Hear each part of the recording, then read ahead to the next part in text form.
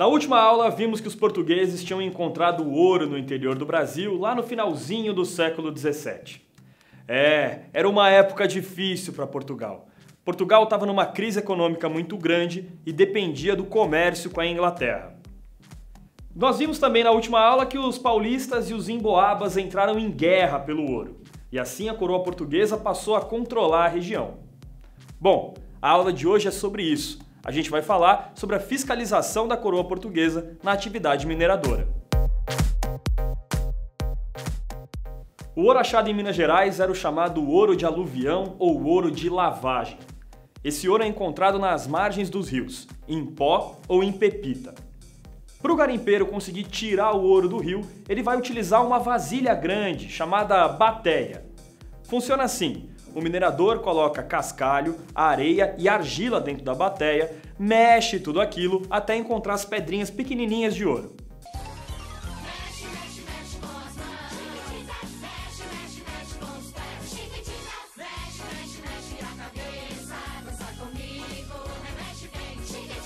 Como os instrumentos para o trabalho na mineração eram baratos, essa atividade acabou atraindo muita gente para Minas Gerais.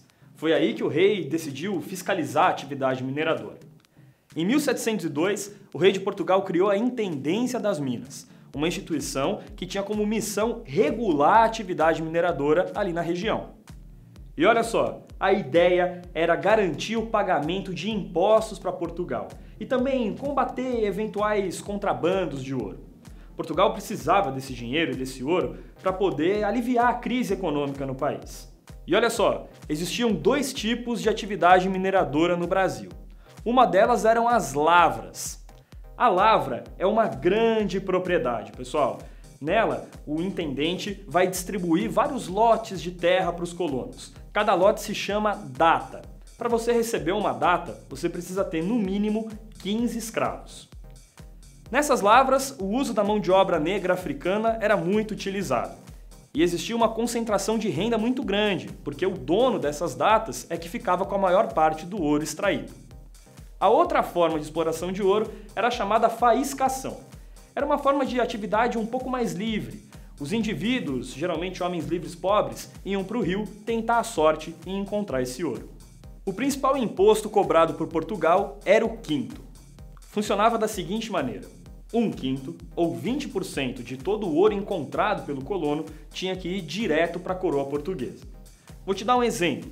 Se eu encontrei 10 quilos de ouro, 2 quilos eu tenho que mandar para Portugal.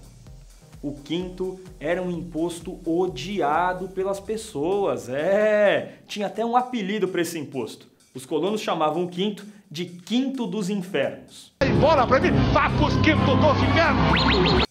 Ah, meu compadre, mas se você tá pensando que todo mundo pagava o quinto direitinho, você tá enganado.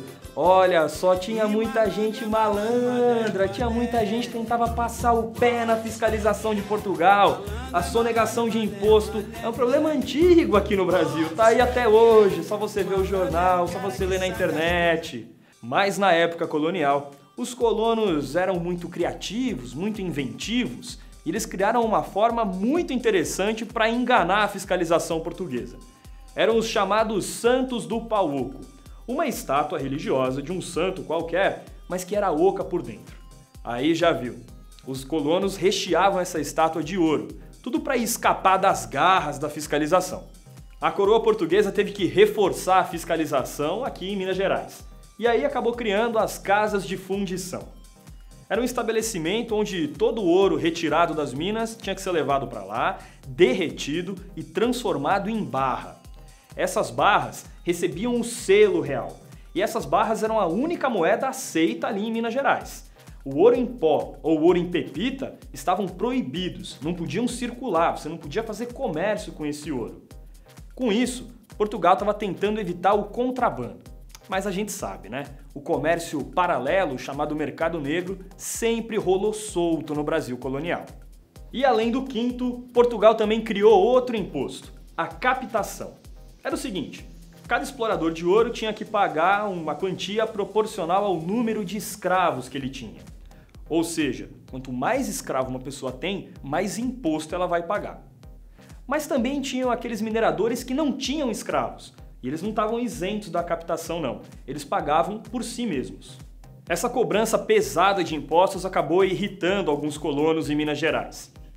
Em 1720, alguns colonos organizaram uma rebelião, a chamada Revolta de Vila Rica ou Revolta de Felipe dos Santos, que era o nome do líder dos colonos. Os mineiros queriam o fim das casas de fundição e um relaxamento dos impostos aqui na colônia. Eles também queriam a demissão do governador das Minas, chamado Conde de Assumar.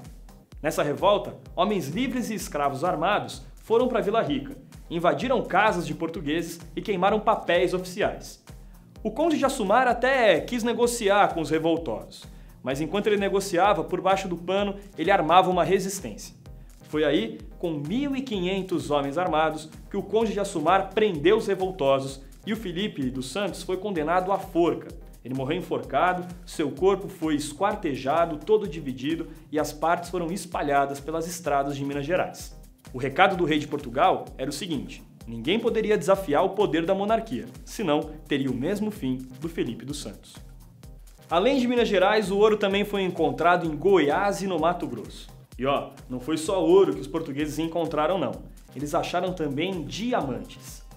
Só que o diamante é difícil de controlar, é difícil de cobrar imposto, porque o diamante não pode ser derretido, como o ouro era.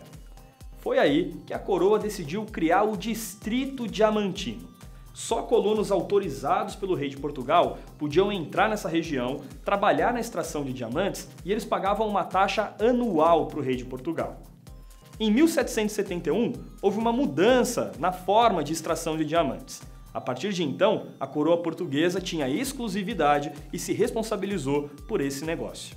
Galerinha, eu vou ficando por aqui, mas continue acessando o canal do Super Didático, porque no próximo vídeo eu continuo falando de mineração. A gente vai falar sobre a sociedade de Minas Gerais. Quem é que morava lá? Como era o cotidiano das pessoas? E a arte barroca, aquelas igrejas, aquelas esculturas bonitas desse período? Tudo isso você vai ver no próximo vídeo. Não perde e fique esperto. Valeu!